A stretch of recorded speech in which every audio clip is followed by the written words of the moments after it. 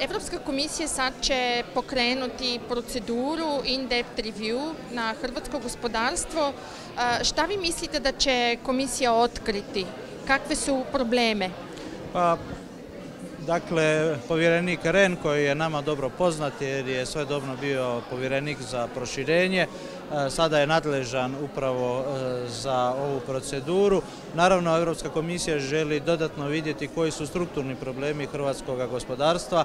Ono što će po meni evidentno pronaći, ono što mi već znamo, a to je prvenstveno problem da naša ekonomija nije dovoljno konkurentna, da se premalo toga proizvodi u Hrvatskoj i naravno shodno tome onda se gube i radna mjesta. Dakle, kako to promijeniti? Tu su opet potrebne strukturne reforme.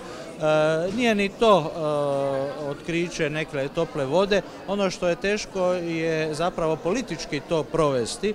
Zato sam danas i na ovom forumu naglasio kako je potreban jedan minimum nacionalnog konsenzusa oko nekih strateških smjernica tih strukturnih reformi. Zašto? Jer evo, bez obzira što sam ja trenutno zastupnik jedne oporbene stranke u Hrvatskoj, sutra ćemo mi biti na vlasti, ali je potrebno da se dugoročno neke politike mogu provesti u kontinuitetu. Tako je bilo i sa reformama koje su bile potrebne za postizanje europskih standarda i onda stjecanja članstva u Europskoj uniji. Trebalo nam je doista više godina da bi postigli taj cilj. Kada govorimo o povećanju konkurentnosti hrvatske ekonomije, a onda i o povećanju zaposlenosti, jer nije samo problem nezaposlenosti, problem je i u tome što imamo nisku zaposlenost u Hrvatskoj, a to je usko vezano zapravo sa niskim produktivitetom naše ekonomije, onda da bi to povećali moramo kroz jedan duži period zajednički raditi. A ne možete li vi pokrenuti takvu inicijativu za takav konsenzus? Tko mora to inicirati? Pa vidite, uvijek je potrebno dvoje za tango, kao što se kaže. Dakle, ja sam ovu ideju spomenuo više puta. Naravno, čelnik hrvatske vlade u ovom trenutku, premijer Milanović, je pozvan da oko nekih strateških stvari se i konzultira i pozove šefa oporbe. Više puta se o tome razgovaralo. Tu je jedan ključan problem. Trebate staviti prijedlog na stol i onda oko toga se može razgovarati. Dakle, zna se ko je trenutno izabran da bi imao tu ovlast da predloži. A ono što ja govorim nije sada u funkciji nekog stranačkog prepucavanja ili dnevne politike, nego doista s jedne europske razine jedna poruka da je vrijeme da doista stavimo glave skupa i da pogledamo kako će Hrvatska biti nakon ove krize. Jer kriza će proći u Europi, ali je pitanje kako će Hrvatska u tom trenutku izgledati i da li ćemo mi ovu krizu znati iskoristiti da nam bude prilika za jedno bolje pozicioniranje ili ćemo nazadovati. A to, ponavljam, smatram da ne možemo fragmentarno, partikularno, samo isključivo sa jednom političkom opcijom, nego oko nekih stvari moramo postići i određene konsenzualne dogovore. Ne samo među koje bi bili te stvari? Pa vidite, tu su prvenstveno uloga države i uloga politike u ekonomiji.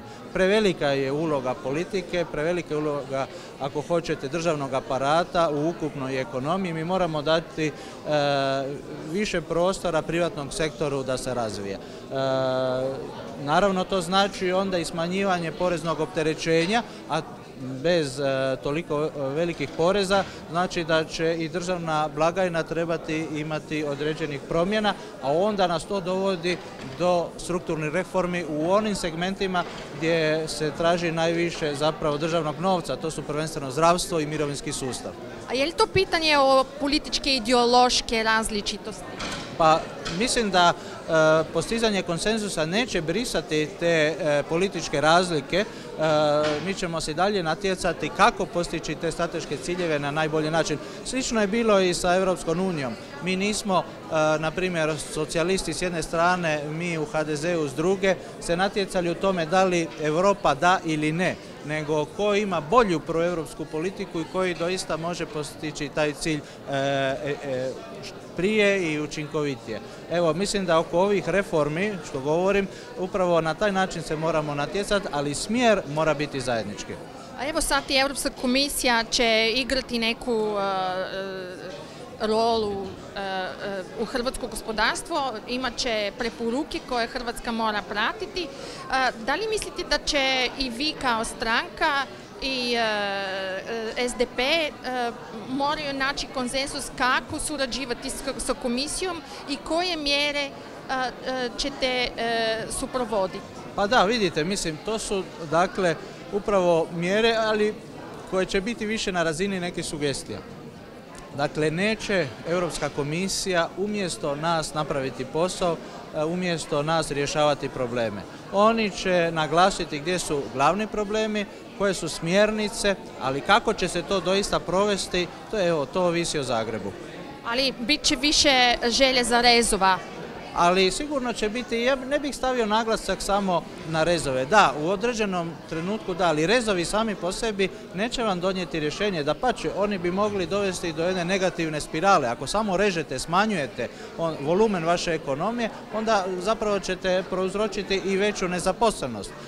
Vidite, pogledajmo kako se to radi i u nekim drugim zemljama. Pogledajmo ako hoćete kako su i SAD izašli sada iz ove recesije.